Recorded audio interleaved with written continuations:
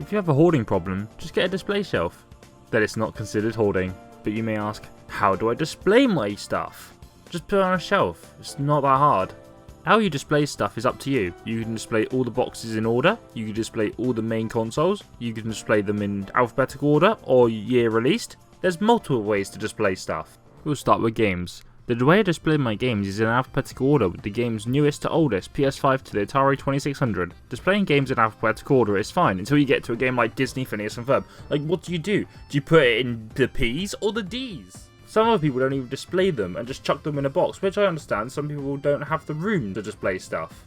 Some people can just put the games in any order in a bookcase, some people stack them, which I can see why they do it, but I just find it a pain to keep lifting them up and getting the game I want. Plus, getting to the games behind them isn't easy access, and I want easy access. Whilst people like Kiko just chucks them on the shelf. Like, why? You have the shelf, you have the games, why don't you just put them nicely? Like, I don't understand it. It just looks scruffy and untidy. But this is just my opinion, but it can be a way to display your games if you're okay with this. Displaying boxes is a harder one. You gotta have the space and the room. I mean, there's some ways of displaying boxes in a small room, but with how big boxes are now, like the PS5 compared to the Dreamcast or the GameCube, the size difference is huge. For my boxes, they're displayed on a wall shelf from the oldest to the newest, so the Famicom to the Switch. And below them are the handhelds and other weird stuff like the Wii Mini.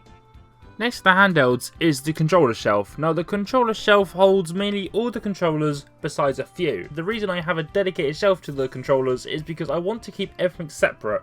So the consoles are in one area, the handhelds in another, and the controllers are in another. Displaying boxes is a preference. I mean, some people don't display them, some people do, some people just stack them. And Kiko here, she just chucks them on the floor. Don't be like that. But you might be thinking, what if a ghost just pushes my copy of Marble Madness off the shelf? Well, I've got you covered. Or you don't have to fear that ghost no longer, because I introduce box protectors. Box protectors are great for showing how much you care about a piece of cardboard. In all seriousness, box protectors actually are a good purchase. They actually protect your boxes from damages and falls in case you accidentally drop them, and if your games are expensive, you don't want that happening. Now, some box protectors are actually really good quality and some are just really cheap. Now, I've never had that issue myself, but I have heard of some box protectors being cheap. Now, I am currently in the progress of getting box protectors for every single box I own. I currently only have about 10% of my collection in box protectors. I do not put my games in protectors though. The overall is, if you want to display your boxes, display it how you want. Not how everyone else expects you to. If you want to chuck your games on the shelf, by all means chuck your games on the shelf. As long as you enjoy it, that's all that matters. But whatever you do, don't be like Kiko. Like, how is this even possible?